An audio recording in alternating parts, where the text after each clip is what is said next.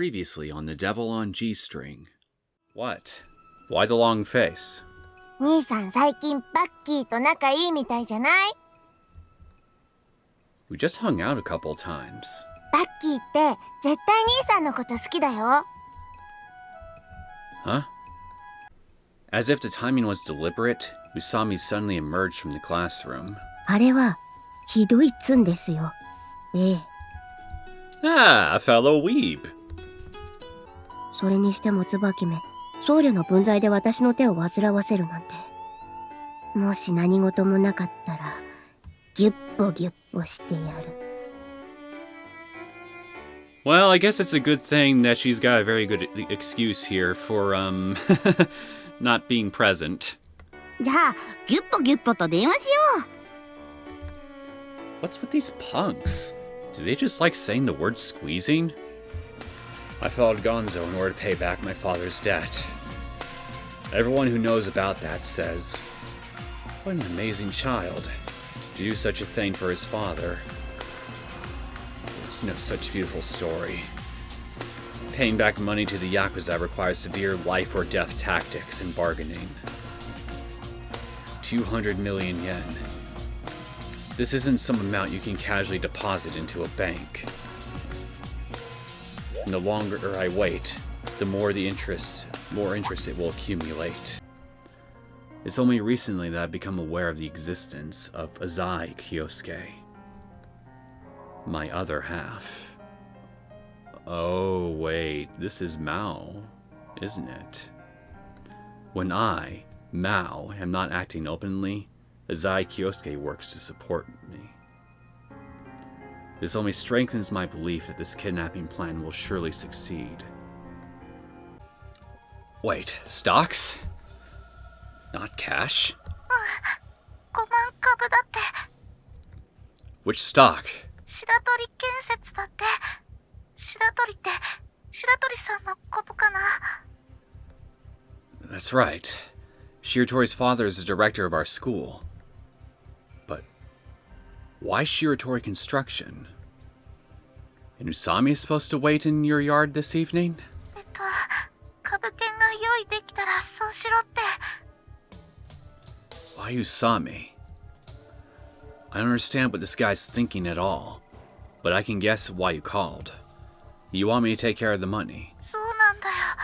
お父さんは株とかそういうの疎いみたいで、銀行からお金を借りたこともない人だから。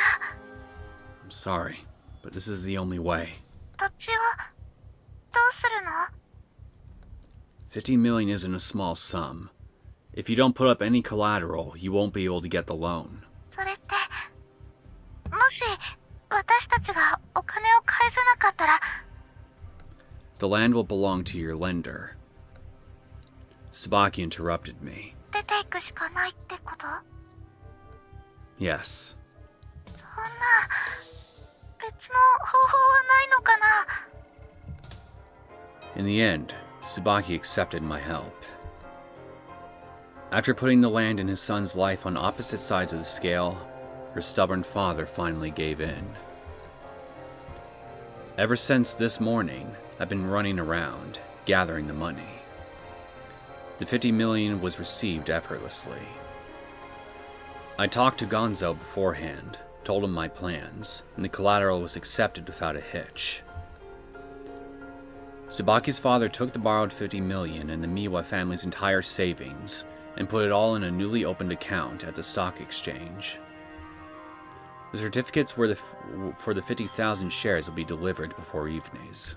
私はこの誘拐事件は私に対する挑発なんじゃないかと思っています。 Oh?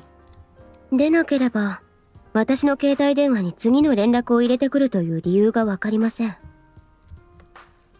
She's right. If he wanted to, he could easily confine his contact to the Miwa family alone. And so it continues. Greetings, my name is Neosekken, and welcome back to my Let's Play of The Devil on G-string. So, I guess we might as well just get right back into seeing how Tsubaki and her family are dealing with all this nonsense. Although, going by this CG image, I'm willing to wager at least just as bad as the previous episode, if not worse. Tsubaki sat on the floor with knees bent, sighing out her feelings of tension and despair. Her brother had been kidnapped for 2 days now, but to Tsubaki it had already felt like an eternity. She's taking time off school by pretending to be sick. Even though lying hurts like a knife in her heart, she can't tell the school the truth. 椿、もう休んだらどうだ。丸2日寝てないだろう。 Her father spoke, a haggard expression adorning his features. 私よりお母さんは大丈夫？ Her mother isn't feeling well. When she heard of the kidnapping 2 nights ago, she fainted on the spot. 3 of her siblings are sleeping in another room. When they learned of Hiroki's absence, they screamed and cried. Even though they've been told that Hiroki is at their grandmother's house, the kids are sharp. They probably noticed the gravity of the situation through the heavy atmosphere. This family used to be cheerful, always full of smiles. The mother, physically weak, but good at cooking. The children, always arguing about this or that. The father, stubborn on the outside, but fond of doting on his daughter. Why did this have to happen? The sign won't stop. This misfortune is just cruel. Why did the kidnapper pick us? And why Hiroki? What could be happening to him right now as I sit here? If I could, I would take his place. Even so, Tsubaki has already decided not to show weakness before either her family or the culprit. Right now, the ones in the most pain are her father, who had to give up his prized land, and her mother, who had the child that she carried for 9 months taken away. 来た。 The sound of a cell phone mingled with Haru's voice, as it echoed around the narrow family room. What's the culprit trying to achieve, calling Haru's phone? Tsubaki watched Haru. She brought the cell phone up to her ear in a calm fashion. Her expression was dignified. She was no longer the Usami Haru Tsubaki had met at school, her timid back hunched over like a willow branch. 魔王だな。 Haru suddenly spoke. What does Mao mean? Not even an iota of humor accompanied Haru's absurd question. Tsubaki, on the other hand, was completely confused. ご挨拶だな。何を企んでいる？ What are they talking about? Tsubaki's mind is immersed in chaos. This interaction makes it sound like Haru and the kidnapper know each other. わかった。椿に変わる。 Having her name suddenly called almost made Tsubaki jump out of her skin. 私？変われと言っている。以後その携帯は椿のものらしい。 Haru handed over the phone after finishing this sentence. Tsubaki gulped. She took the phone, still on the line. Her hands were shaking uncontrollably. She has to speak with the kidnapper once again. Closing her eyes, she pulled the phone up to her ear. もしもし。調子はどうだ？ The voice was different. This wasn't a robotic voice like before, but the unadulterated voice of a man. 何のつもりですか？ 警察に連絡しないでいてくれてとても感謝している。 It was a strange feeling. The kidnapper addressing her by her first name. 身代金は用意しました。次は何をすればいいんですか？いいぞ。私の言うことをきちんと守っていれば、弟は必ず返す。 Mao then gave her his next instructions. まず、その携帯電話の充電が切れないよう注意しろ。電気屋かコンビニエンスストアなどで即席の充電器を用意しろ。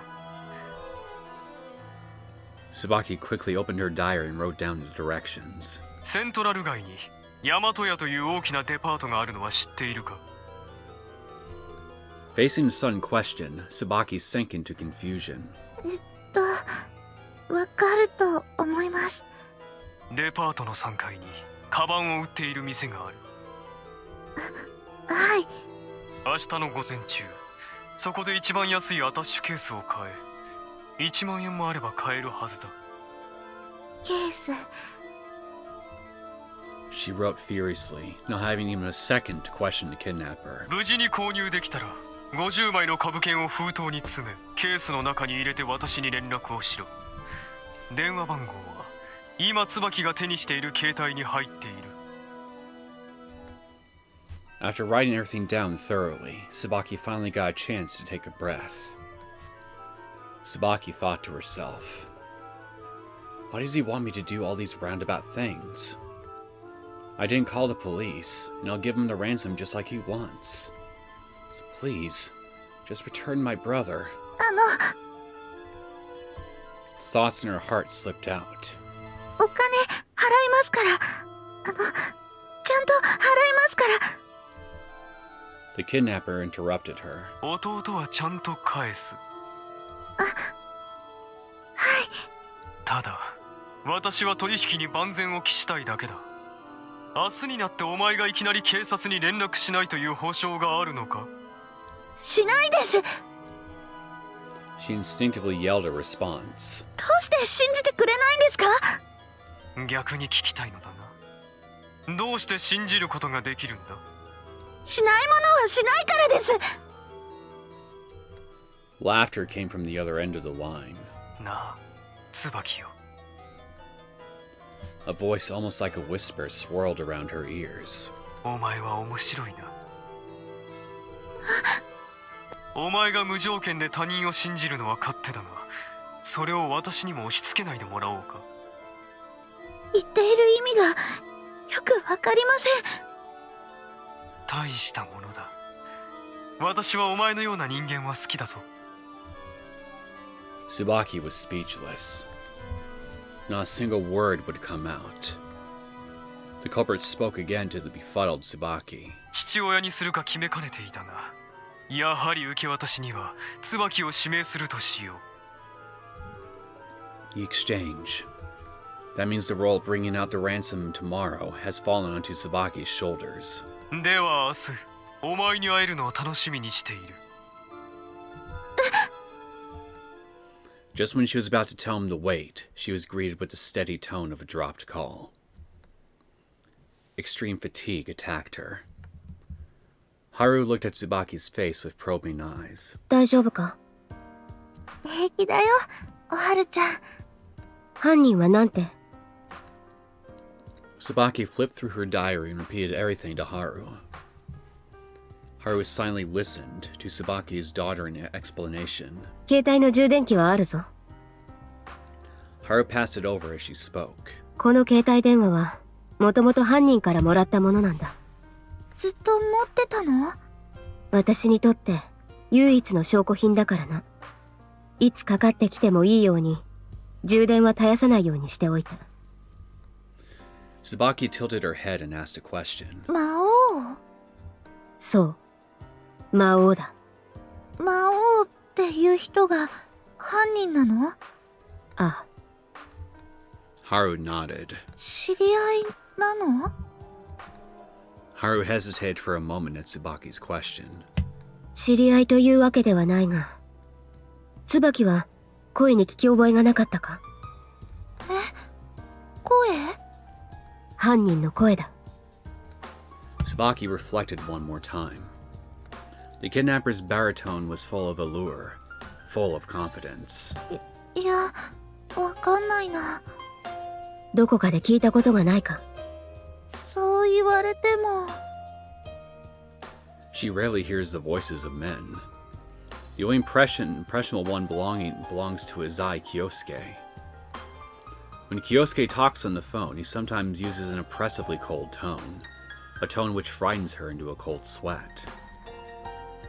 Almost unable to stop herself from saying Kyosuke's name, Tsubaki started to panic. Izai-kun can't be the kidnapper. A wave of embarrassment suddenly assaulted her.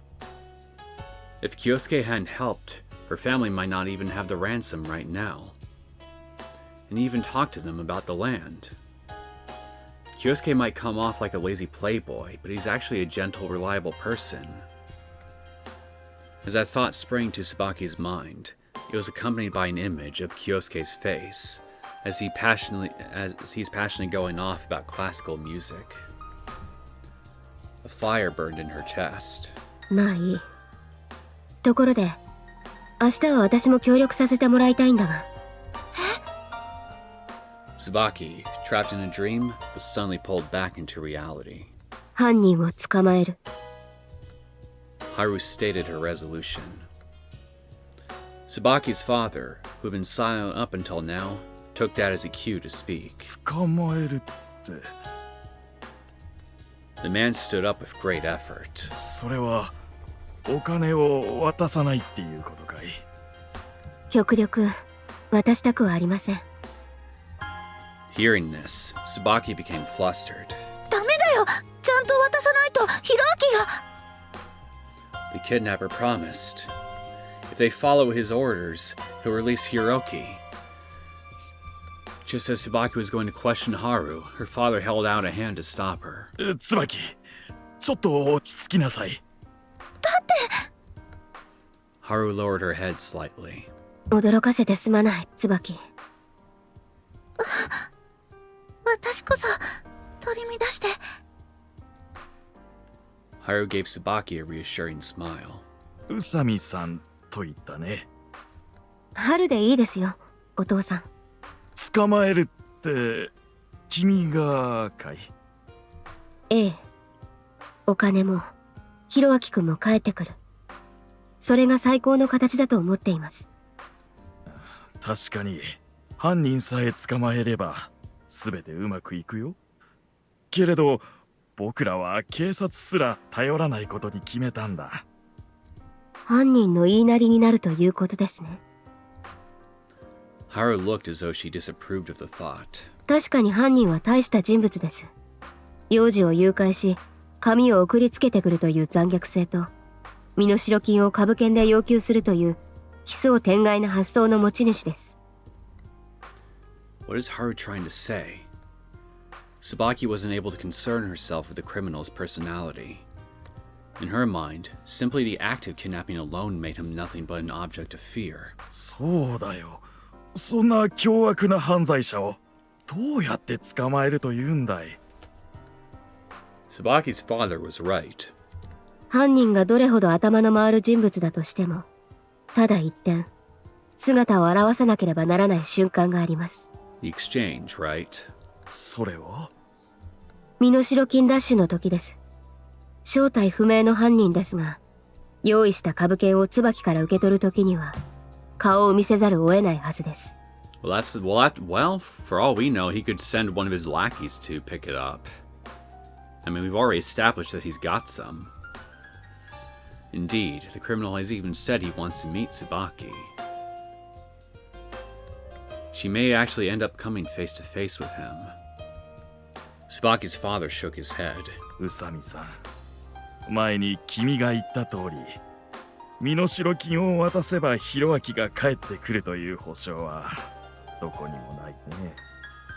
私はむしろ身代金を渡したが最後、ヒロアキ君は戻らないとまで考えています。なんで？約束が違うじゃない。Tsubaki interrupted, and Haru stared at her. 犯人にとって人質とはリスクの塊だからだ。解放した後、犯人の顔や声を覚えていて、監禁されていた場所を警察に話すかもしれない。浅井君といい、宇佐美さんといい、椿の友達はただものじゃないな。That's certainly an understatement.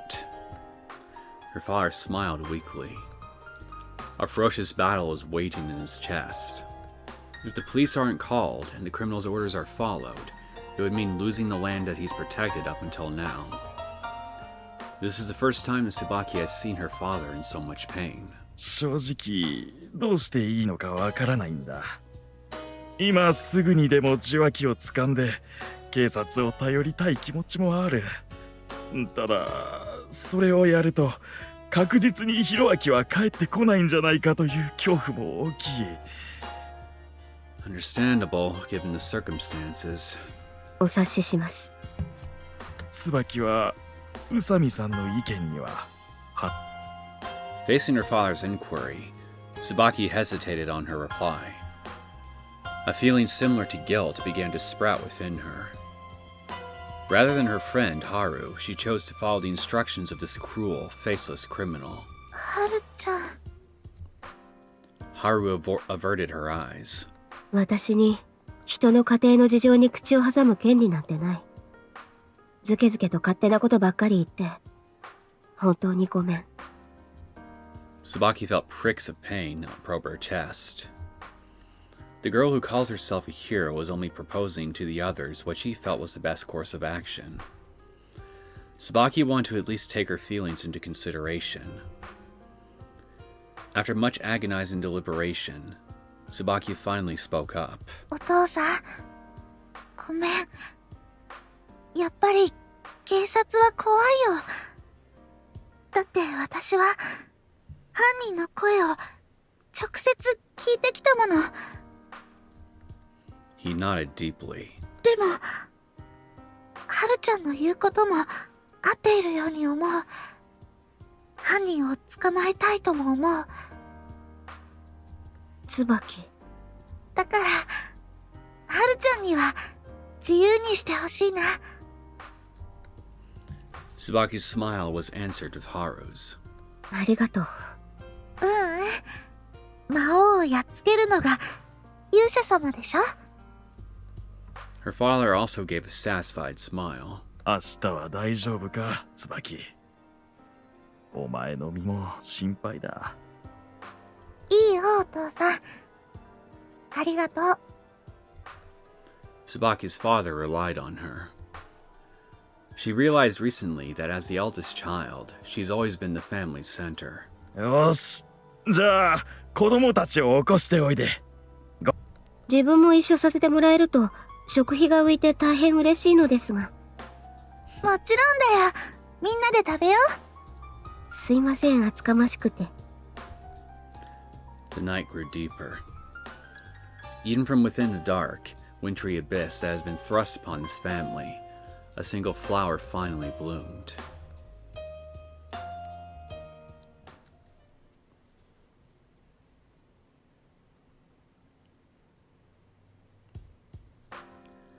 The morning chill seemed a touch colder today. Alright, I got a full day ahead of me today too. Finishing up the preparations for the day, I walked to the door, only to have the cell in my chest pocket suddenly ring. Hello? It was Tsubaki. 朝早くごめんね。It's no problem. Has something happened? ね。Oh. I pretended to be surprised. That's a lot of pressure.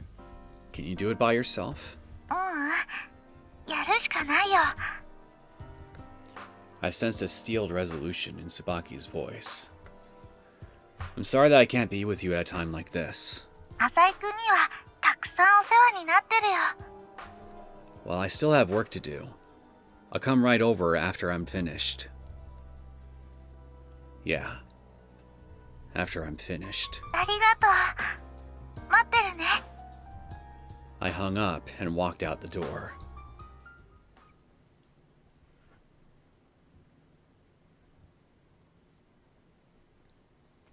Finally. I couldn't contain my amusement.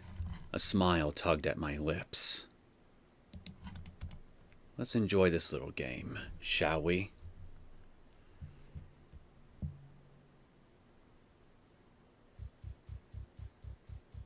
Well, assuming that all just took place in the same scene, and it looked, by all appearances, it looks like it did. I guess we've more or less confirmed that, Kyosuke and Mao are the same person, more or less. If that's indeed the case, then I gotta wonder if he's actually a split personality of Kyosuke. what exactly caused him to form? Because going by Kyosuke's upbringing, he's got a lot of trauma under his belt, even if he doesn't want to think about it. That's very much obvious. So, based on my own understanding of the disorder, split personalities are typically formed through trauma as a coping mechanism. So I can't help but wonder if Mao is something like that. Basically a coping mechanism that Kyosuke developed at some point. Like, maybe there were periods in his life where he imagined that he was more capable, thorough criminal mastermind that could basically outwit the very people who's ruined his life and his family's life. And so eventually he just let these fantasies just serve as like some kind of again, like a coping mechanism or something. But what turned into what started as a fantasy to help cope with a terrible situation eventually formed into, well, the very person that he wished that he could be, thus bringing Mao into existence. I wish I could explain this shit better on the fly, but something like that, you know?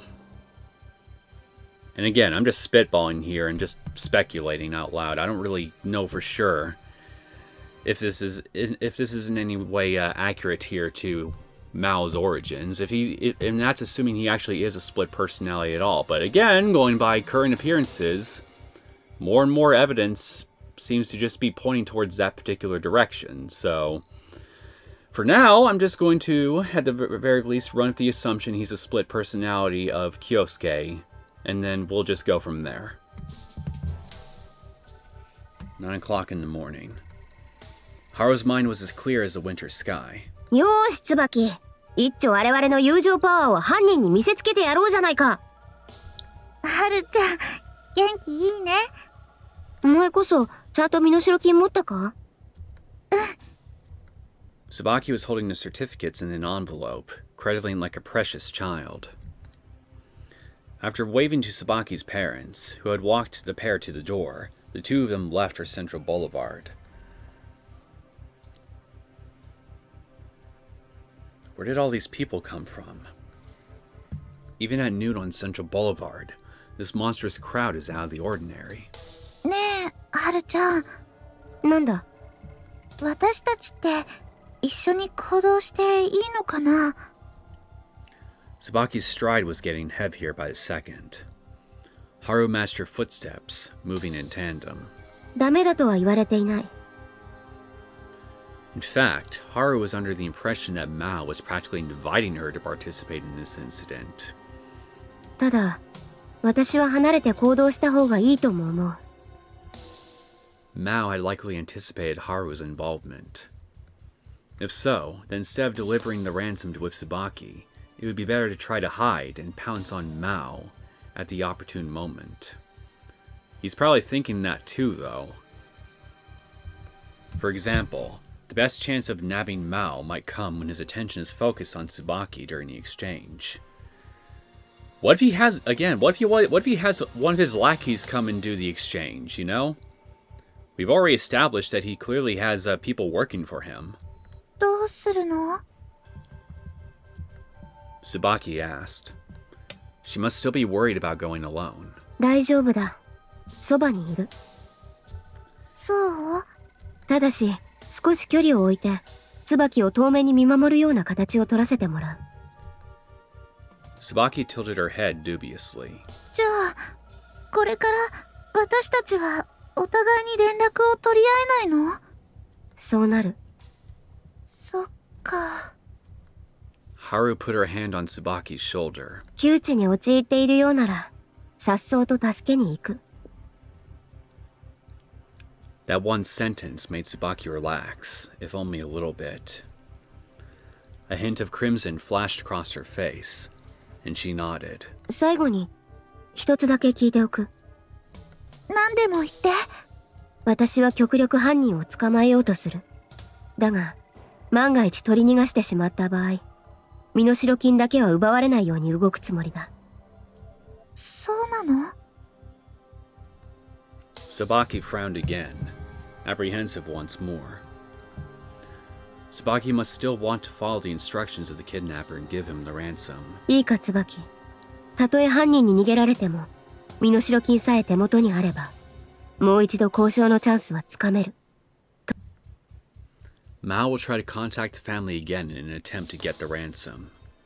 And after that, a second battle will ensue. This should be true, but a foreboding feeling wriggled about in Haru's gut. One can claim that Haru's speculations are appropriate, but they make the critical assumption that Mao's goal is to get the ransom. To the best of her knowledge, though, this crime wasn't committed by a person who needs money. Just how much is 50 million yen in shares to Mao? Still, Haru remains stubbornly convinced that Mao is just trying to provoke her. In Mao's eyes, it might be less of a challenge and more of a game. Whatever the case, if Mao intends to defeat Haru, she would simply have to beat him to the punch.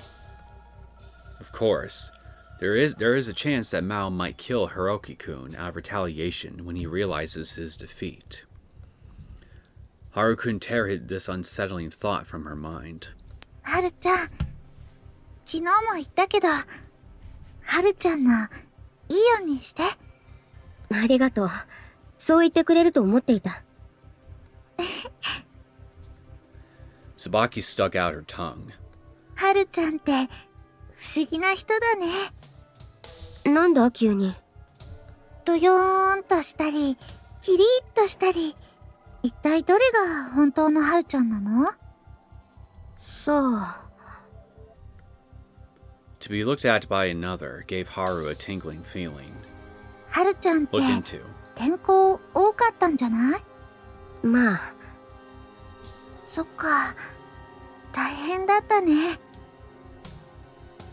As kind as she was, Sabaki must have realized that Haru probably didn't have many friends.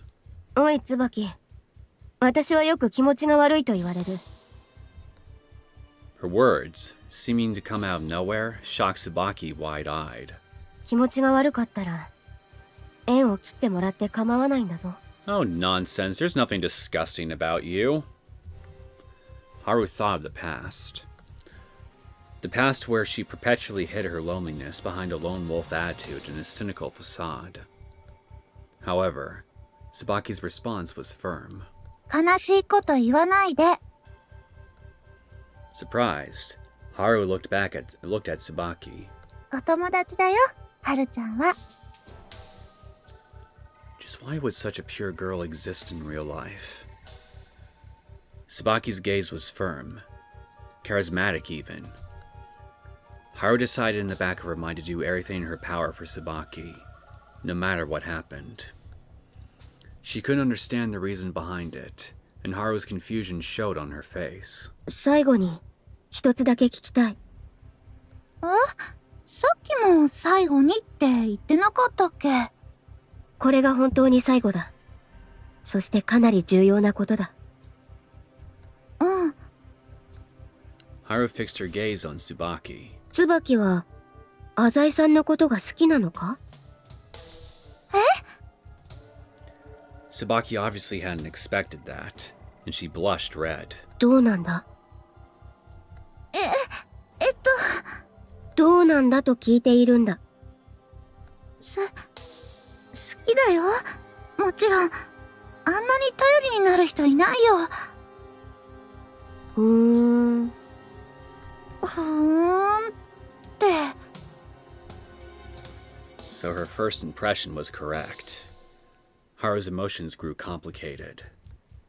On the contrary, Sabaki's mind seemed to have already cleared up. 何にしても、ありがとう、はるちゃん。ひろあきが帰ってきたら、いっぱいお話ししようね。Haru nodded. This time, it was Sabaki's words that helped Haru relax. After all, she had just gained an excellent friend.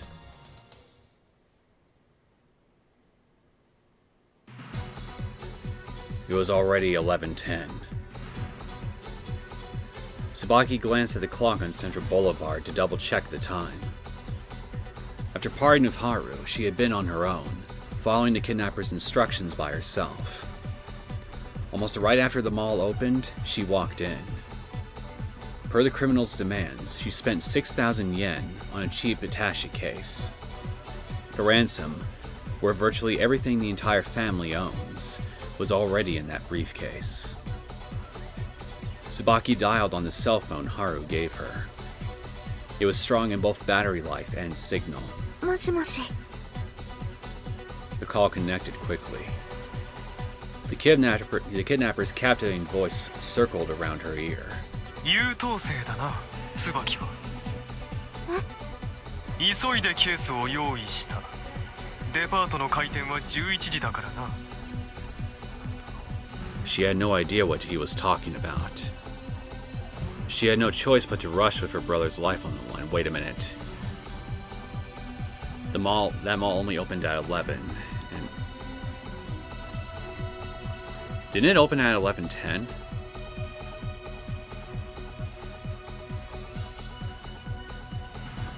Just checking real fast.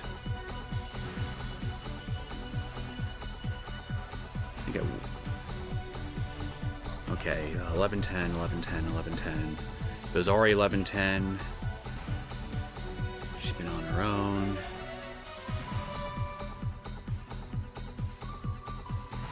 Is this message pre-recorded or something? Something about it just seems off. With him saying the mall only opened at 11. 今後も迅速な行動を期待する。 Spocky could only give a faint response. 今はセントラル街だな。はい。そのまま歩いてオフィス街に来てもらおう。山王物産の本社ビルが見える広い公園があるのはわかるな。公園のどこに行けばいいんでしょうか。園内には大きな掲示板がある。そのそばで落ち合おう。わかりました。急げよ。Unless he somehow anticipated all of her responses, it doesn't seem likely that this is pre-recorded.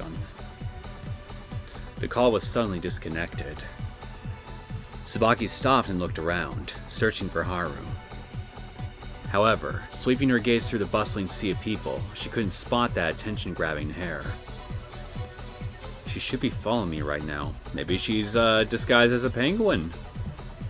Tsubaki gripped her briefcase, cutting through the chaotic streets. 30 minutes, at the very most.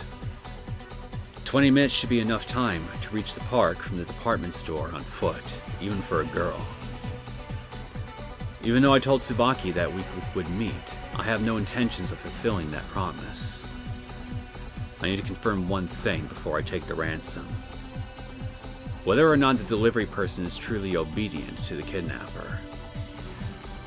In other words, I need to determine whether or not she has the sense of responsibility and the stamina required for a successful exchange. And most importantly, whether or not she's contacted the police. So, 30 minutes. My gaze followed the minute hand on my watch. I believe that she's still not here within 30 minutes, then without a doubt the police will be coming with her. If Tsubaki's family has ignored my warnings and called the police, there might be over 100 officers watching Tsubaki deliver the ransom. In order to capture me, countless police officers would have already begun setting an inescapable net at the park. However, no matter how quickly the task force responds, doing so would still take a considerable amount of time. After all, the police would have to move everyone from Central Boulevard to this park.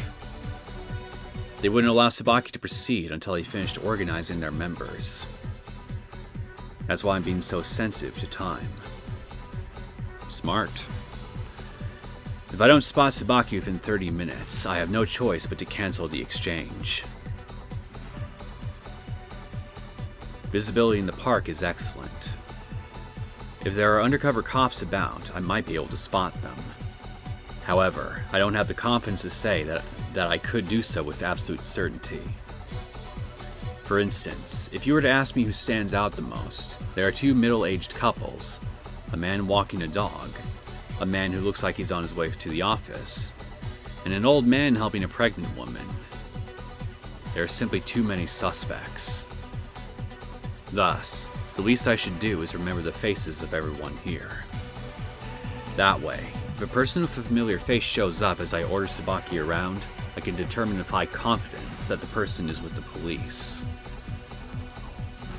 I sat on a bench, scanning the area, searching for signs of law enforcement. I saw Tsubaki.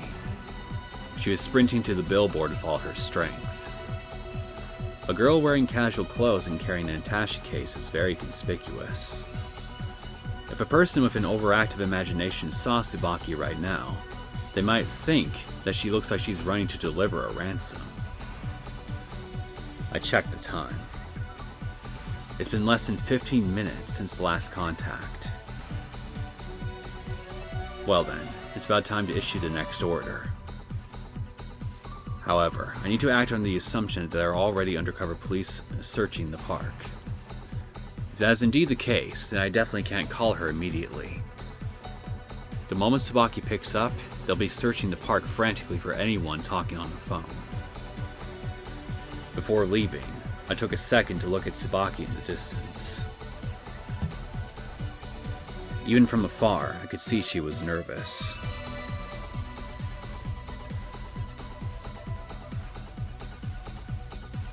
She waited for almost an hour.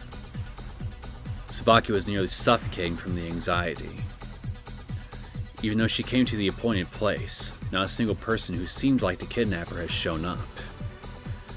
The only people who have come to talk to her are flirtatious young men, not knowing anything about the situation. Her cell phone suddenly rang. The kidnapper is calling. はい、ちゃんといますよ。 She yelled into the phone. The kidnapper groaned in discontent. 少し騒がしいぞ、椿。大声を出すな。周りの人間に不審に思われるだろう。ただでさえアタッシュケースを手に持った格好というのは、お前のような少女には不釣り合いなのだからな。すみません。 The kidnapper's instructions are what made her stand out so badly, but she kept this thought to herself out of fear. それで、このケースはどうすればいいんでしょうか。大事に持っておけ。え？予定変更だ。受け渡し場所を変更する。Tsubaki was lost. Excuse me. She searched for Haru without thinking, but she couldn't even find a thread of her being. セントラル街の駅に行け。改札の近くにロッカールームがある。使用禁止の紙が貼られたコインロッカーを探せ。待ってください。今書き留めます。 Watching a cell between her head and shoulder, she used her free hands to open her diary. ロッカーの中に身代金の詰まったケースを入れて鍵をしろ。使用禁止じゃないんですか？安心しろ。実はちゃんと使える。 The warning was probably prepared by him beforehand.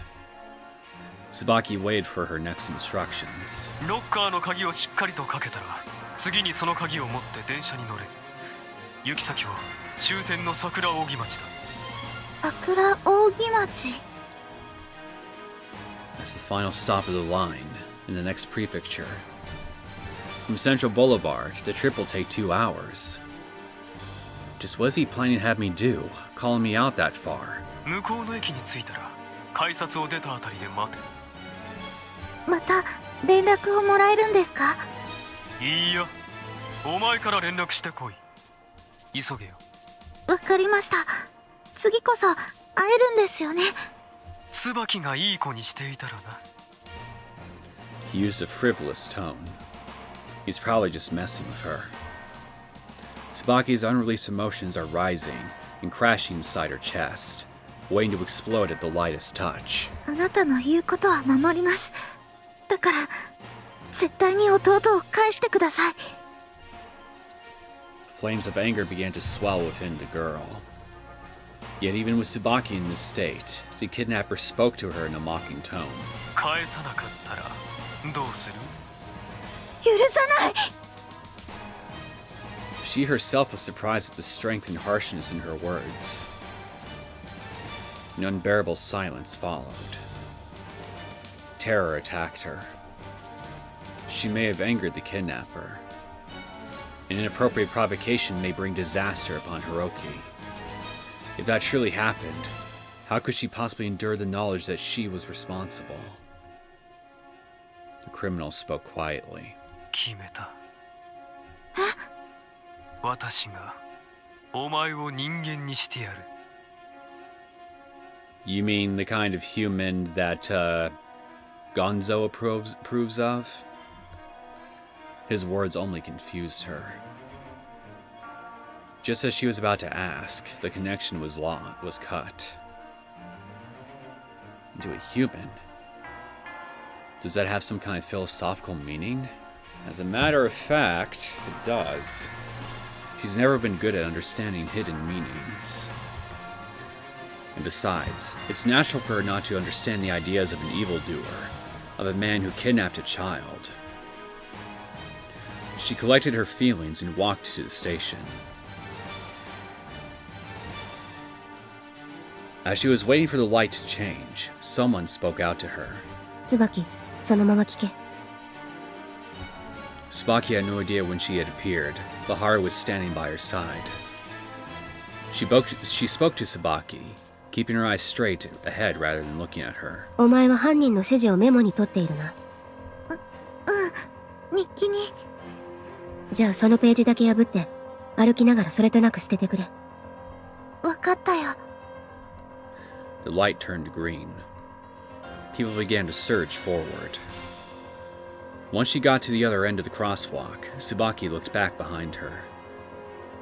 Haru was already nowhere to be seen. Even now, Tsubaki had a sense of resistance to littering. But when she realized Haru would pick it up immediately, she felt a little better about it.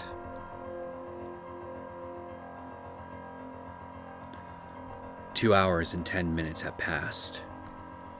If one hurried, they should have been able to get from the park to Sakurogugi City in 2 hours.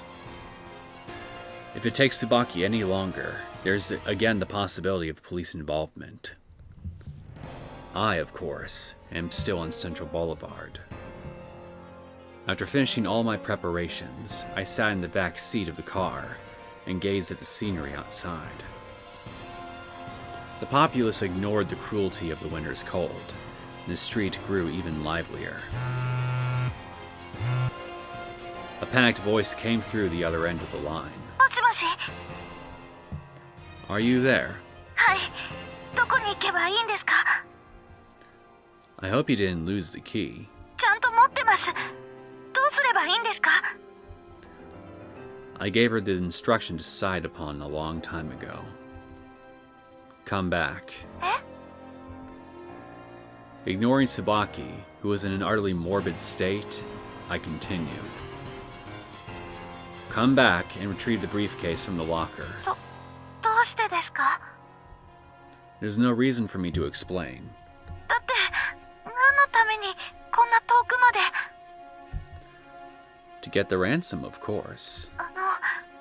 ひょっとしてまだ警察のことを疑っているんですか？ Who knows? だったらこんなことは無駄です。本当に警察には連絡してないんですから。 It's clear from her voice that she would that she would like nothing better than to just give me the ransom, right this second. There's no police involvement. はい、絶対です。 There's a reason she had to go from Tomanbetsu to Sakuragugi City. Police take their respective jurisdictions seriously. If Tsubaki was being backed by the police, then this kidnapping investigation would have to be transferred to the prefecture. Thus, the arrangement of personnel would be put into disorder once more. So that's why. Such an event would considerably hinder police mobilization in this prefecture. Of course, there is a chance that the police departments have made contact previously and are working together. However, police are people who are very conscious of territory, if not quite at a Yakuza level. According to my judgment, the police of Tomebetsu and Sakurugi City won't rally together just for a kidnapping incident. Still, it's a good thing I didn't send her to Tokyo. That was my original plan. I never would have guessed that this prefecture and the Tokyo Police Department keep an unexpectedly good relationship. I only found this out a short while ago. That was dangerous. Fine, I'll believe you. Tsubaki's actions are swift, without hesitation. At the very least, she wouldn't have had time to be in close contact with the police. Next time, I promise. Next time, I will retrieve the ransom.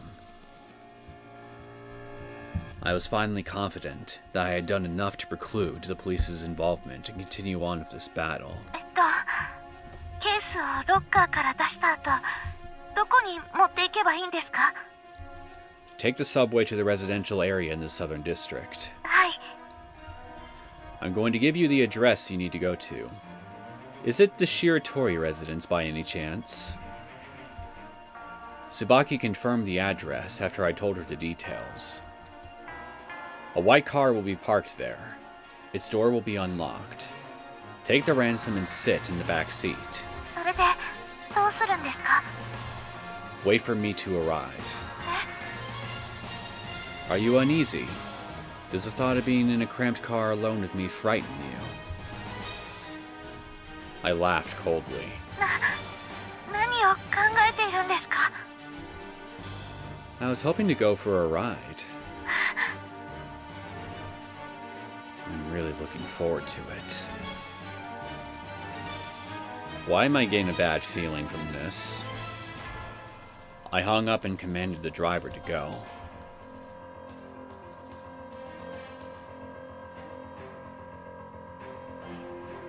After another 2 hours or so, Tsubaki stepped back onto Central Boulevard. The sun sets early in winter. It was already evening by the time she arrived at the Southern District. おい、椿。 It was Haru. She had suddenly appeared behind Tsubaki, calling her name. Haru spoke abruptly. お前が桜扇町に行っている間、私はケースの入ったロッカーをずっと見張っていた。そうなんだ。 She didn't go with me to Sakurogi City. 椿を追うか、ロッカーを見張るか。迷ったが後者を選択した。なぜなら、誘拐犯が鍵を手に入れたとしても、身代金が欲しければ、必ずロッカーを開けなければならないからだ。Haru's explanation was more than enough to wipe away the anxiety in Tsubaki's heart. もう少し人手があればよかった。Haru said those words with a hint of loneliness. Shame you didn't consider getting Heichi or Kyosuke involved. Well, then again, Kyosuke's busy right now, so... Haru said these words with a hint of loneliness. The moment she finished, she once again disappeared into the sea of people. Tsubaki felt an ache in her heart. Maybe Haru doesn't even have a single friend that she can rely on. Without thinking, she murmured, あざいくん。 If Kyosuke were with me, I'm certain I'd have all the courage I needed. Tsubaki savagely whipped her weak heart for that sentiment. Wishing for unobtainable things won't bring her brother back to her. Her grip on the briefcase tightened as she headed toward the Southern District. She had no idea why she called out Kyosuke's name.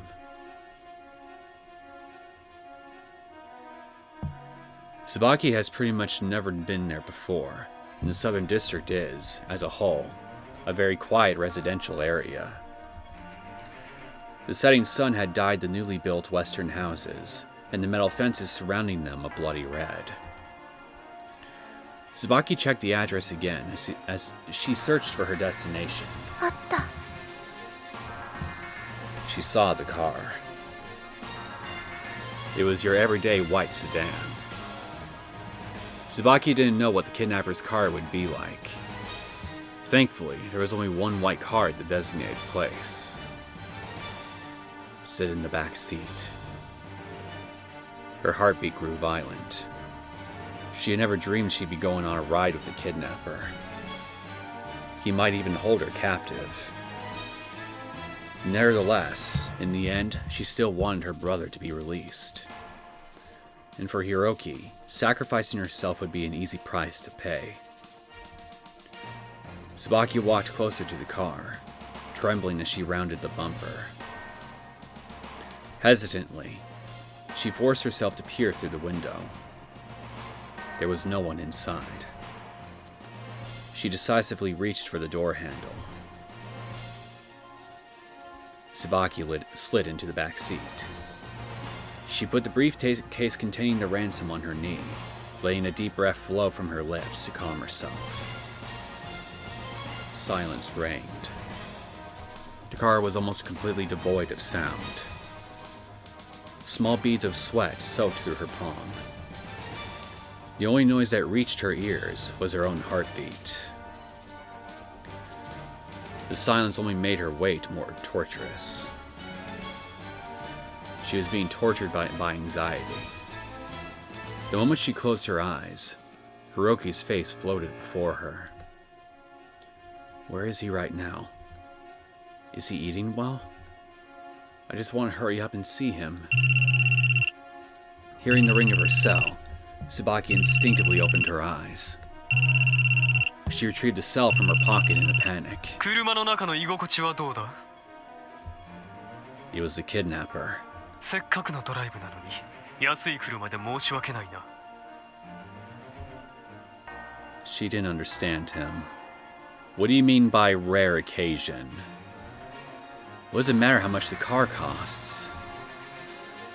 Tsubaki had read in a book before that men put great focus on appearances. To her, it was something incomprehensible. まだですか? 今行く. However, at that instant, the kidnapper suddenly lowered his voice. どういうことだ? His voice changed. It lost the ease it once held. 何かあったんですか? Her question wasn't answered. Haru? After a brief silence, the call was disconnected. Yet another unexpected event was hurled toward Tsubaki, still confused by the kidnapper's last words.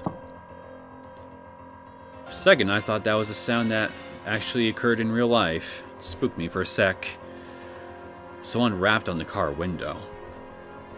Following the sound, there was a face Tsubaki had never seen before. It stared her down emotionlessly. A hat and a uniform. She trembled. Her jaw hung wide open. The one thing that criminals fear the most stood just beyond the car window. Police! Tsubaki sank into terror, having no idea what she should do about the sudden appearance of the police. Maybe that's why he hung up. Her knees were shaking. The police officer was asking her to get out. Her vision was hazy. Dizziness gnawed at her, and her stomach lurched with every motion. Tsubaki stepped out like a mindless robot. When she opened the door, she put the briefcase down on the seat almost subconsciously. The man was repeating a question that she didn't know how to answer. Does this car belong to you? Tsubaki was more nervous than she had ever been in her life as she listened to the policeman's questions like an uninvolved bystander. What are you doing here? Tsubaki shook her head, making meaningless sounds such as ah and eh. She thought she meant to reply that everything was fine. However, the policeman kept on saying, "This is standard procedure. Just answer." They also mentioned something about the possibility of the car being stolen and other things along that line. She was completely incoherent. She had never been spoken to by a police officer before. She almost wet herself from fear. If the kidnapper saw her with the police, how would she explain? There are two of them. There are also two bicycles. But those are only fleeting images before her eyes. What's that briefcase? One person pointed at the car behind her. Can we check inside it? Do you have a warrant to check inside that thing? That question jerked her slightly back to her senses. A strange sense of purpose began to take hold of her. 目です。 It was as soft as the buzz of a mosquito. Even though her head was lowered, she clearly demonstrated her rejection. She didn't know when it happened, but the policeman in front of her was holding a briefcase. ダメです。 It was the briefcase with the ransom inside. The briefcase containing her brother's life. If they looked through it, the police would know about the kidnapping. When this train of thought surged through her mind, fear that she'd never be able to see her brother again rushed toward her. That fear purged all reason, and Tsubaki lost track of her own actions. A freakish scream burst forth into the air. She reached out her hands and grabbed something as tightly as she could. Oh no. Don't do it, whatever you're gonna do. Her fingertips felt the cool, hard shell of the briefcase. The policeman said something, but Tsubaki never heard a word. She was running. She was facing away from the policeman. A yell for her to stop may have reached her back, but not her brain. Fear. Yet her legs, as if they didn't belong to her but to some other animal, kept on sprinting. She ran away, wordless, panting, dizzy, almost falling down. She felt as if she too had become a criminal. Driven by the guilt and oxygen deprivation, her tears couldn't be stopped anymore. But there was no time for her to cry anymore. すみません。 Having successfully escaped, now making her way through the bustling crowd of Central Boulevard, Tsubaki was still on edge. Perhaps you managed to get away. すみません。でも逃げましたから。 She begged if all that she had. The kidnapper answered with a voice colder than those she had heard before. なぜ謝る？あれはハプニングだったのだろう。はい、知りません。警察の人がいるなんて知りませんでした。知らなかったのなら、なぜ謝る必要があるんだ？警察と示し合わせていたのでなければ、頭を下げる理由がわからない。それは、The person on the other end of the line didn't let down his guard. 裏切ったな。違います。私をあそこで捕まえる算段だったのだろう。本当です。信じてください。もういい。取引は中止だ。そんな。She felt as if her head had just been struck by a blunt object. If this continues, Hiroki is gone. 何でもします。何でもしますから弟には手を出さないで。お願いです。お願い。By the end of her pleading, she was unable to even form sentences.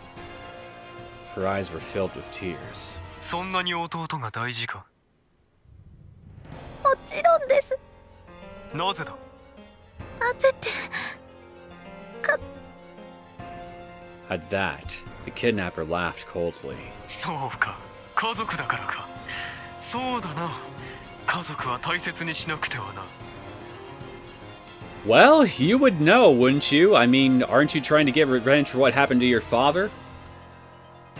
He continued with a mocking tone. 椿はさぞ大切に育てられて清く正しく成長したんだろうな。どういう意味ですか？言葉通りの意味だ。お前からにじみ出る善良さが眩しくて仕方がない。 Tsubaki understood that comment even less. Everyone always says she's a good person. Kyosuke had even joked about it. But isn't everyone else good too? Oh, that you sweet summer child. How naive you are. 善良さというものは大抵の場合偽装した悪徳に過ぎないと私は思っているが、どうやら椿は一味違うようだな。 Well, that really says a lot about you, this little remark of yours, doesn't it? She just couldn't take it anymore. いいだろう。取引を続ける。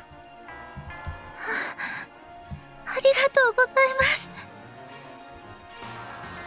She lowered her head in thanks without thinking about it.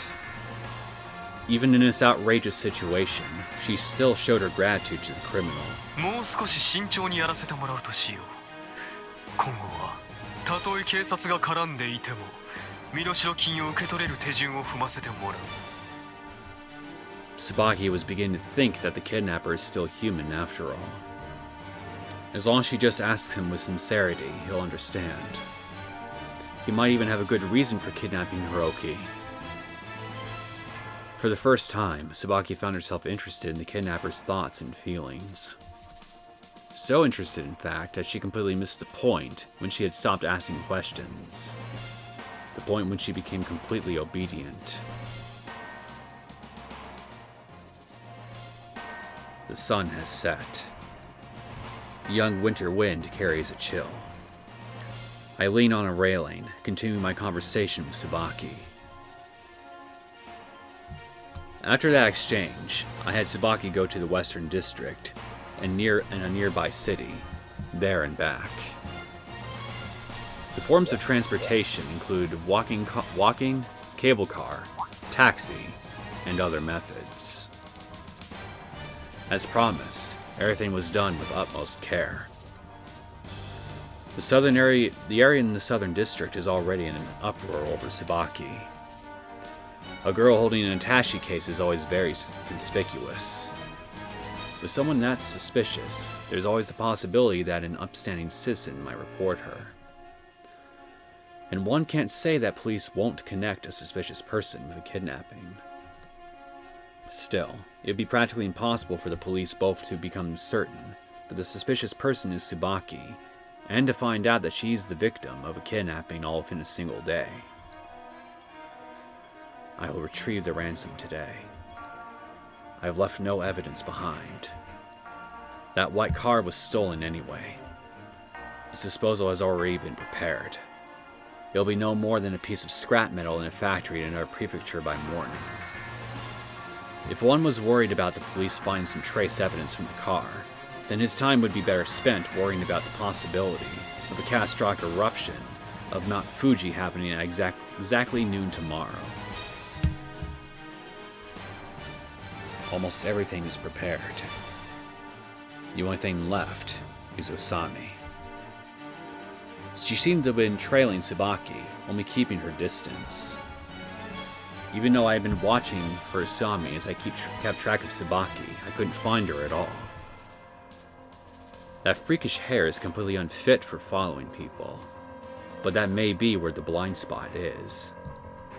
With hair that long, changing hairstyles is a snap. With a hat and glasses, she could become a different person in an instant. Yet in the end, I'll be the one to take the ransom.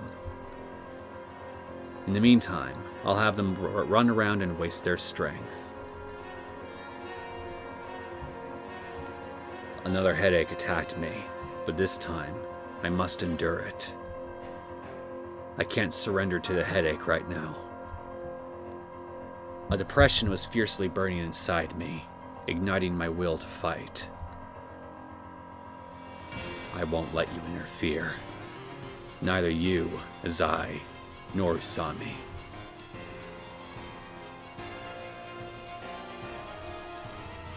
Come out, Mao. It's already around 8 o'clock.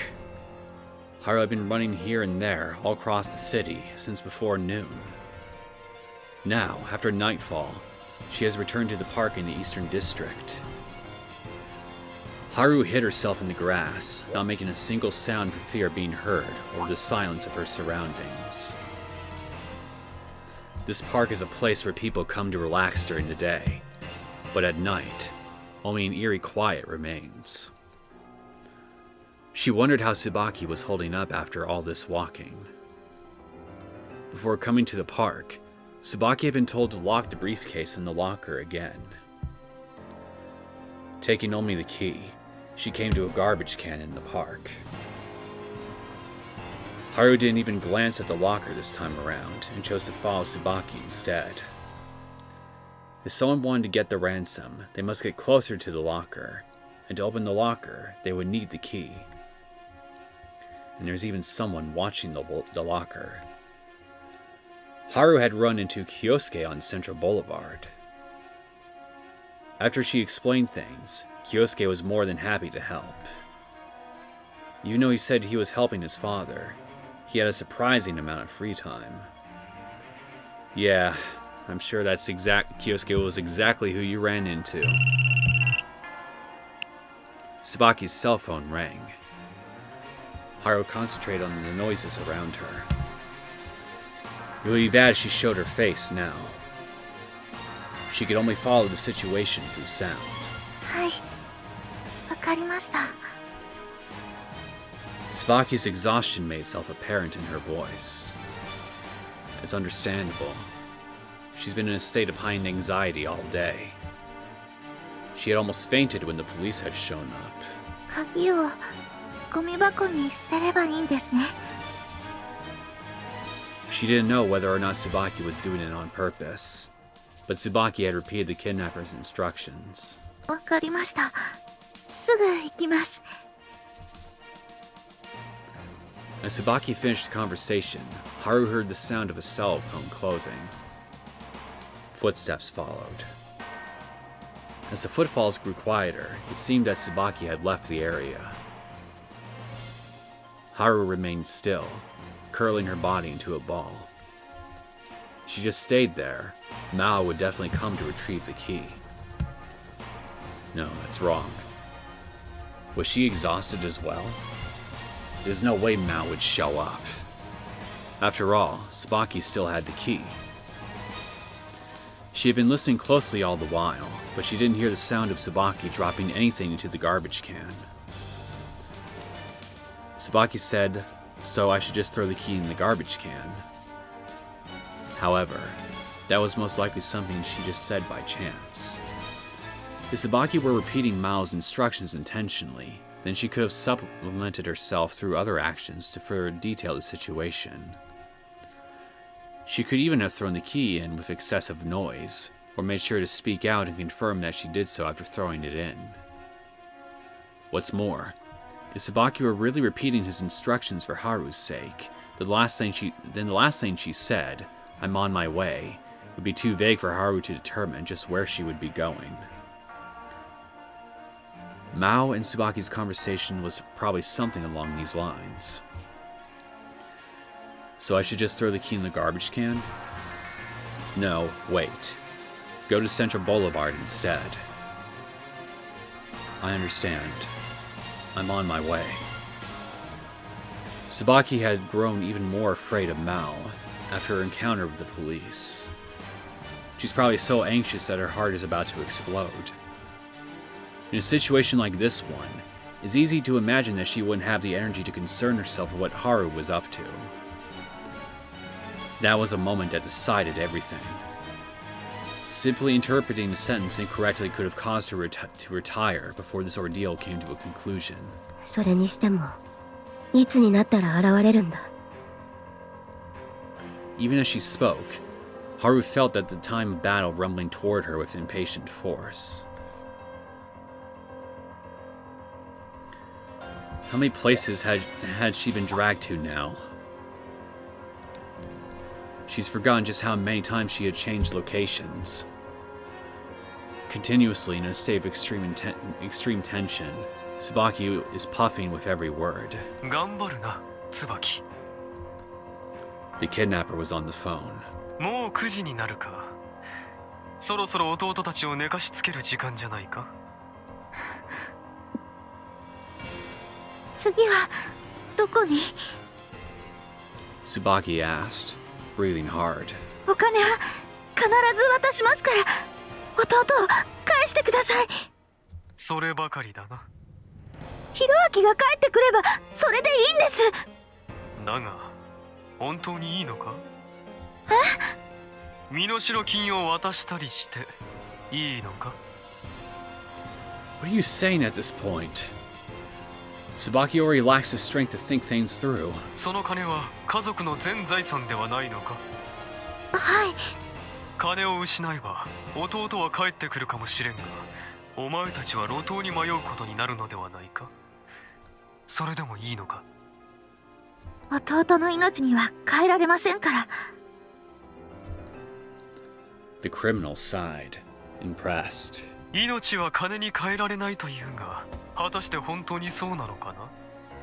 当たり前です。お金より大事に決まっているじゃないですか。そういった決まり文句こそ貧乏を経験したことのない何よりの証拠だと思うがな。 Sure, Tsubaki has never seen her parents worried about being poor. Her family might not be rich, but they're definitely not impoverished. The kidnapper kept on repeating questions that she just couldn't understand. These subjects confused her. Just what do they have to do with the ransom? 早く終わらせませんか？もう限界か？いえ、ただいつまで続くのかと。弟の命がかかっているのに弱音を吐くのか？ In an instant, the flame in Tsubaki's heart burned again. 違います。弟に早く会いたいだけです。 Utterly unforgivable. Tsubaki immediately began to doubt herself for feeling such intense hatred for this unforgivable criminal. But the moment that her words had burst a dam, she couldn't stop. 許さないから。ひろあきに何かしたら許さないから。 She could no longer understand anything. What happened to the self that was worried about the kidnapper's feelings? What would happen if she provoked him again? I just want to see Hiroki. That was the only thought in her heart. 頃合いか。 The kidnapper suddenly spoke up. 次が最後の指示だ。今すぐ駅のロッカーからケースを回収しろ。そして9時半までにセントラル街のハンバーガーショップの前まで来い。 In the mood for a cheeseburger or something? There's no longer any time to write in her diary. 9時半ですか？ It'll be a stretch to make the trip in the short amount of time remaining. 急げばなんとか間に合う。店の前の歩道にケースを置いてすぐに走り去る。わかりました。 She can only obey. 以上だ。遅れたら弟の命はない。今度は絶対だ。身代金を確認したら追って連絡する。 The call ended. Tsubaki kept the cell to her ear for a moment longer. She had never thought that paying the ransom would be so exhausting. The kidnapper said that this would be the last place. Up until now, he said that every single time, and it was a lie every single time. Still, this time feels different. She thought of the family waiting for her at home. Her parents are probably worried about her. I'll be back soon. Haru chased after Tsubaki with all her strength as she sprinted through Central Boulevard. She rushed into the station and retrieved the briefcase. Tsubaki might be tired, but she still moves amazingly quickly. It's like she's using every ounce of strength remaining in her body. The train station was in chaos. She had no time to look for Kyosuke, who was supposed to be guarding the locker. And, well, there we go. He now has the damn ransom. Damn it. Haru swept her gaze across the chaotic street. Her line of sight was blocked, almost completely. Young people filled the street like a mudslide. Just how many people had she bumped into already? The shape of Tsubaki's coat would often get swallowed by the sea of people, momentarily gone without a trace. This is the route that Haru usually takes on the way home after work, but this is the first time she has seen it this crowded. She knew the reason for this almost instantly. みんな、私テレビ出るよ。 A live television broadcast. Everyone who wanted to see Kanon or be on television pressed ever closer to the stage. On either side of the road were cars from the station and staff manning equipment. This is the moment Mao has been waiting for. It was so chaotic it was suffocating. Truly an excellent chance to grab the ransom. Tsubaki! Haru wanted to stop Tsubaki to ask her where she was bringing the ransom, but her shouts were lost in the din of the crowd. Tsubaki didn't have time for questions anyway. Mao must be urging her on. To have Tsubaki at a speed he's never asked of her before meant that to Mao, this is the moment where the winner will be decided. If I'm going to act, it has to be now. Haru charged towards Tsubaki. Tsubaki, breathing hard, finally reached her destination. She relentlessly prayed, "Please don't let it be 9:30.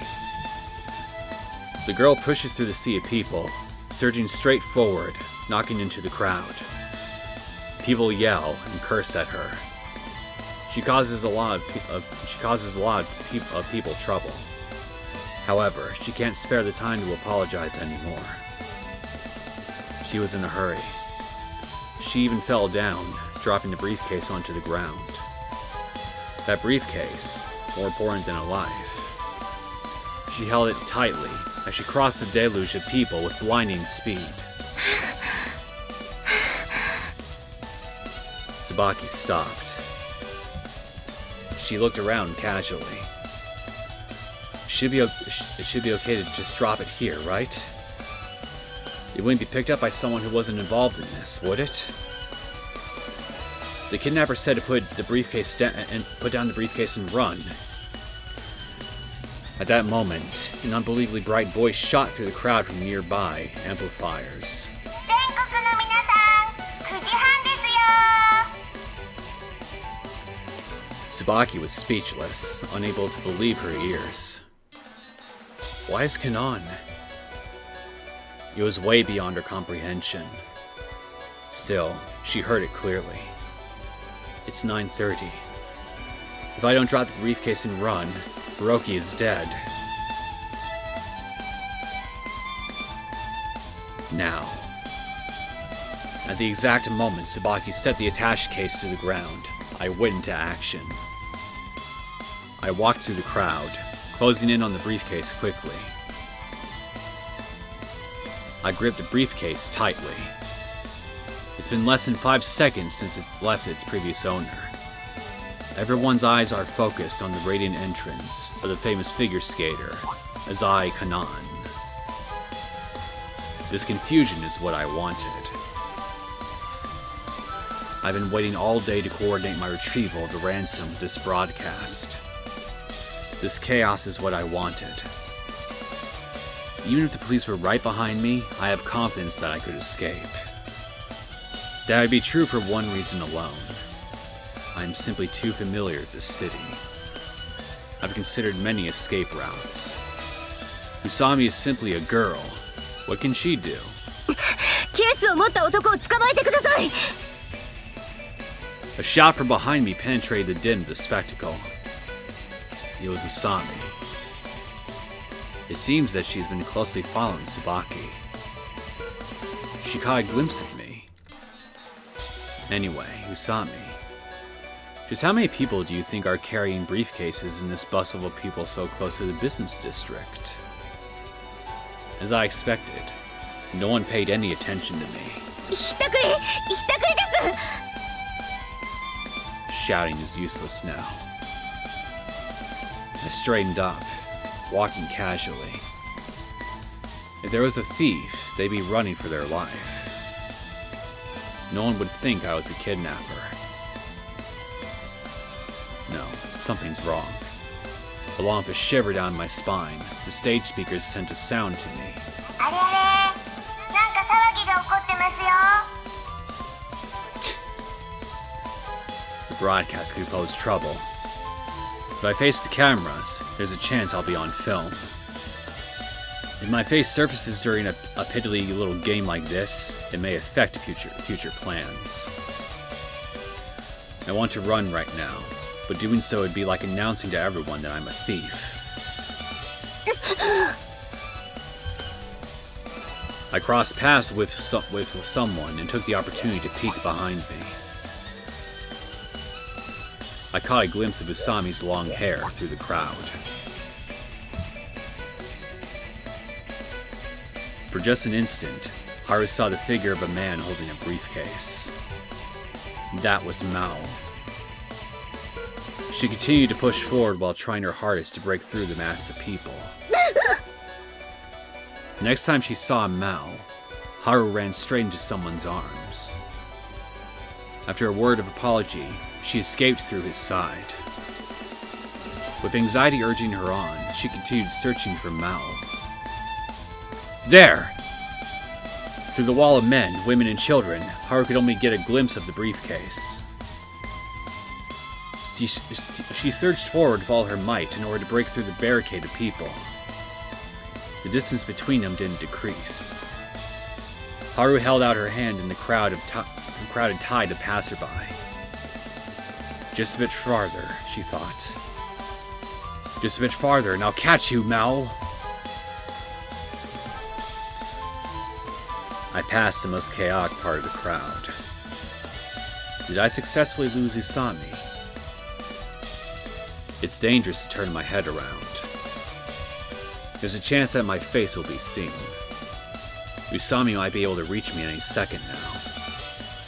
Should I take a taxi, perhaps? But with traffic the way it is right now, no car can take off immediately. No, wait. A taxi. I watched the side mirrors mounted on the taxis that lined the streets as I walked. I was in luck, as the mirrors clearly reflected the uniform and hair of Usami, still trailing me. It looks like she's holding something in her hand. She's less than 10 yards away. Usami is likely able to get a lock on me and is in pursuit. I don't want to attract attention, but there's no other choice. I break into a run. Mao suddenly took off. He didn't even turn back. How did he know that she was getting closer? Shortly thereafter, Haru saw the parked taxis strewn about on the road and started to lament. Haru looked at Mao's retreating figure. He was a very tall man. He was similar to the person that had confronted her last time, the man who had called himself Mao. Because his legs were longer than hers, the distance between them just continued to increase. Yet chasing him was still quite easy. To run in a crowd such as this means gathering attention. The sounds of the people he pushed, the confused stares, all were focused on Mao. Shout thief at him right now! While pushing her way through the aisle bystanders, Haru watched as Mao went inside a coffee shop. Like a rat in a trap, Haru thought. But when Haru arrived in front of the store, she cursed her own thoughtlessness. It was a large-scale chain coffee shop. The shop covered a large area, being at the crossing of a major intersection. Of course, there were more than 2 exits. If it was just for a moment, she regretted slowing down. Mao ran in intentionally. That must mean that he knows the city like the back of his hand. Should she give chase until the end? I would! Haru asked herself a question that needed no answer. No matter what, she wants to catch him. Both for Tsubaki and for herself. After passing through Central Boulevard, the crowd began to thin out considerably. I turned around and took a few glances. Even though it's hard to see in the nighttime lighting, the sound of people's insults reached me just fine. Looks like Usami is still on my trail. She's quite stubborn. Let's get rid of her completely. Jumping over the railing of the sidewalk, I rushed into the road. I ran in front of cars moving at a snail's pace due to the traffic jam, and made it to the sidewalk on the other side. The cars' blaring horns are unending. This should help Usami find me more easily. I continued my charge as I turned into a discreet alley. A dark alley. After seeing what awaited me there, I already knew that I had already won. This game of tag is over now. I took out a handkerchief and covered my fingers, ensuring that I won't leave fingerprints. すみません。Just how many times has she said that since 9:30? Each time she was showered in annoyed stares and condemnations. The thing she carried was bulky. Haru glanced around, chasing after Mao's image. Even though they left the extravagance of Central Boulevard, it was still very bright out. The hundreds of cars on the streets, all with lights on, were a very reliable boost to the visibility. The sound of horns suddenly rang out from the road. Glancing it over, it seemed that a man who looked like a Mao was casually jaywalking. His face was hidden behind the blindingly bright headlights of the vehicles he blitzed past. It was regrettable, but there was nothing Haru could do about it. Just like that, Mao turned into an alley between two buildings. Haru hurriedly pursued him. It is an incredibly narrow alley, with a horrible line of sight. Not even two people should be able to walk abreast. Is he inviting me to follow him? Even though Haru was reluctant, there wasn't much room for her to think. As she gave chase, rushing into the darkness, she felt something weird under her foot. She lost her balance and fell forward to the ground. Banana peel? It was a feel of flesh. Oh? Haru was shocked, and the thing that she stepped on screamed. As she calmed down, she realized it was a human leg. すみません。大丈夫ですか？ She stooped down instinctively. A peculiar, putrid odor filled her nose. A few homeless men sat on the ground, and he's probably blending right in with them, right? They stare at Haru with lifeless eyes before losing interest again. They seemed to be distracted by something. They were kneeling, furiously moving their hands. It looked as though they were digging, as if they were trying to stir the darkened ground. Money. Oh, okay. Haru could see a few bills poking out from under their hands. I've already lost, she said to herself, full of regret.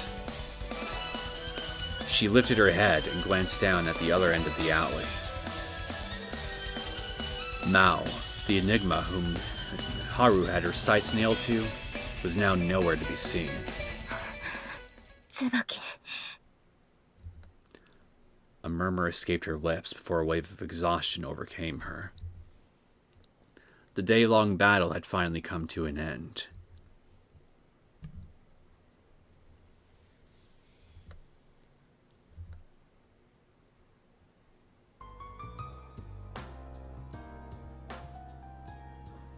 In any case, everyone worked very hard. I talked as if nothing had happened. Only Tsubaki and her father were in the living room. I'm sorry that I wasn't of any help. いいの。ありがとう。Did you do everything that the kidnapper ordered you to, Tsubaki? うん、多分。途中でアクシデントもあったけど。Then the perpetrator should release Hiroki. そうだと。I wiped a sweat on my forehead and exhaled deeply. Today's work was insanely busy. I can't believe that I had to run all across the city. Gonzo really works me hard. すまないね、浅井君。こんな時間まで。Please don't worry about it. Everyone's in the same boat here. I'll try to help as much as I can from now on. From now on, of course, means the paperwork. Since the ransom has been taken, there's no way the Miwa family can possibly pay back the 50 million. The moment that the time limit is up, the loaner will immediately take the land as collateral. あとは、はるちゃんか。What did you say? はるちゃんが犯人を捕まえてくれているかもしれないの。Right. Usami. That irritating woman. Usami is going to catch the kidnapper, she says. Tsubaki, did you ask her to do that? きっちりお願いしたわけじゃないけど、はるちゃんの好きにしていいって言ったの。I see. This girl's an idiot. If you're going to rely on someone like Usami, you might as well have just called the police in the first place. They're many times better than her. はるちゃん、張り切ってたし、きっと良い結果をもたらしてくれると思うんだ。She said that, opening her deep eyes. Seems that these two women have been playing a cute little game of friendship while I was gone. Anyway, catching the kidnapper would be best. I brushed away a smidgen of worry. When you stop to think for a second, there's no way a girl like Usami could go up against a kidnapper who abducted a child and demanded a ransom and stock certificates. I say that, and I might just be paranoid, but there does seem to be something about Usami hiding under the surface. It'd be very problematic to me if the kidnapper didn't successfully get the ransom. あ、噂をすれば来たんじゃない？ A sound came from the front door. じわす。I was suddenly faced with a monstrous sight. What's monstrous about this? Yo, Usami, why are you sweating so much? まあ自分、基本走り込みが足らないんで。Spouting her typical nonsense, she rested against the door frame. 浅井さん、ありがとうございました。ん？ロッカーを見張っててもらいましたよね。Alright. Well, you met on the street by coincidence? Right, the ransom was in the locker, and you told me to guard it. Coincidence. I have a feeling that's going to be a recurring word throughout this whole LP. 助かりましたよ、本当。I didn't really see any suspicious people going near it. そうっすか。お忙しいのに本当恐縮です。It took around an hour. By Usami's request, I stayed near the station locker. There was still some time before my next meeting, so I did her a favor. After organizing my memory, I calmed down. Did you briefly take over from Mao during that whole thing, and then Mao took it back over again? This is getting a little confusing. Oh, and Usami. She didn't seem all that happy. What happened? Well, I can imagine she didn't catch the culprit at least. はるちゃん。 Tsubaki gave her hopeful eyes. I didn't know when it started, but my palm was full of sweat. Very quickly, Usami lowered her head in front of Tsubaki. ごめん。犯人には逃げられた。Usami's expression was twisted by agony. So she does have an expression like that. 気にしないで。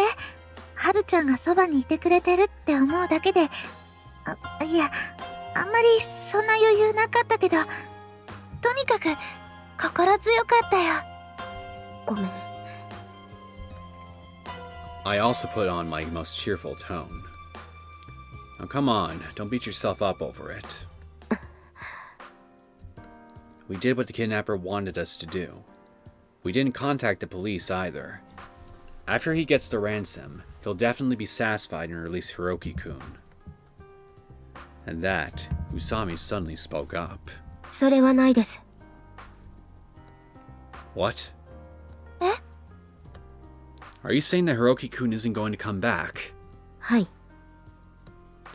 She said with no sign of hesitation. Why? I know we can't guarantee that he'll keep his promise, but why are you so sure of it? そうだよ。犯人は身代金を受け取ったんだから、あとは信じるしか。Usami slowly shook her head. 犯人はまだ身代金を手にしていない。What did you say? どういうことかな。私、ちゃんと指定通りハンバーガーショップの前にケースを置いたよ。In the face of Tsubaki's questions, Usami just continued to shake her head. 椿、今日の朝、家を出るときに私は言ったよな。You basically took the ransom money out of that locker when she dropped it off, didn't you? I had a feeling at that time that you would do something. 最悪の場合、身代金だけは奪われないようにすると。そうすれば、たとえ犯人に逃げられたとしても、もう一度交渉のチャンスはあるとか。Usami nodded. だからそうさせてもらった。どうやって？覚えがないか？何のこと？ Then, Usami slowly reached behind her. Opening the half-closed door behind her, she picked something up. ケース。Knew it. Tsubaki gasped. It wasn't just Tsubaki. Everyone was looking at Usami in awe. I, who debriefed Tsubaki earlier, have already guessed what stunt Usami pulled. You swapped the cases? さすが財産です。そうです。混雑したセントラル街で、私は椿にぶつかっていったんです。Tsubaki seemed to remember. そういえば、誰かにぶつかって、一度ケースを落として。Oh. あれは、ハルちゃんだったの？その時にすり替えさせてもらった。私が用意していたケースの中身は空だ。Well, looks like I was wrong. Kind of. Wouldn't you prepare it? 朝一番に椿がケースを購入した後、同じものを買わせてもらいました。6000円は痛かったですが、それはまあどうでもいいです。What a girl. So the kidnapper took the empty briefcase and got away? はい。身代金の株券はまだこのケースの中にあります。So that means Usami had held this briefcase while chasing the culprit. Suddenly, Tsubaki's father opened his mouth. それじゃあ、お金はまだあるんだね。It looks like he's still not ready to let go of his land. His words carried a trace of happiness. ハルちゃん。そう。Tsubaki sighed, moved. I sighed too, but mine held a completely different meaning from Tsubaki's. Yeah, that means today was a stalemate. だといいんですが。Even though her expression was backed with confidence, there was still a shred of anxiety in her words. Just don't make the kidnapper too angry. はい。それが怖いです。Is that all you have to say? Do you even realize that Hiroki-kun's life is on the line? Meddling little. 浅井くん、やめて。ハルちゃんは良かれと思って。浅井くんの気持ちもありがたいけれど、あの株券も家族の身体がかかった大切なものなんだ。それを守ってくれたのは素直に喜ばしいよ。Tsubaki's father cut in. True. Sorry. I'll just put up my laudable persona. You thought that he wouldn't release the hostage even if he got the ransom, right, Usami? はい。犯人。魔王は恐ろしく慎重な人物です。もっと言えば、身代金を渡そうが渡すまいが、人質を返すつもりはないのかもしれません。Oh, I see how it is then. Since the hostage isn't going to be coming back anyway, might as well keep him from getting the ransom. Right? I said it mockingly. How logical.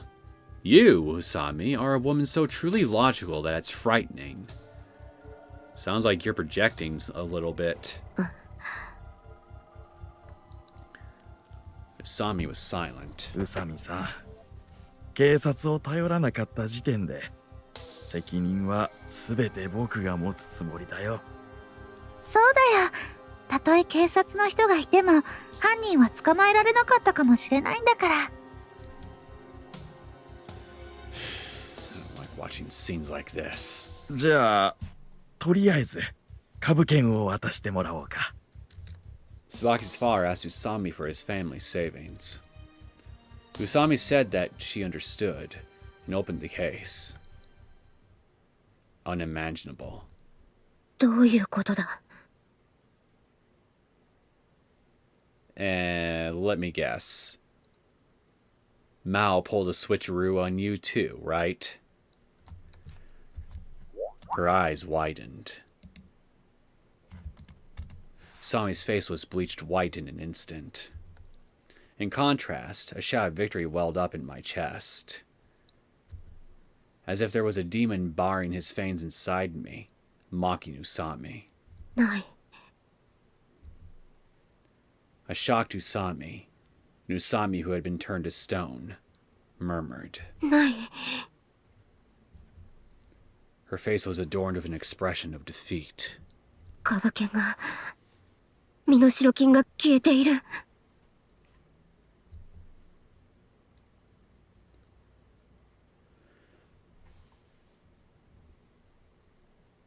ちょっと聞いてくれよ、京介ちゃんよ。Oh, fuck me. That just makes this even worse. Just when I thought that it looked like as though we'd have another shot at this, boom. I don't know what the hell this guy did here, but this guy's really thorough.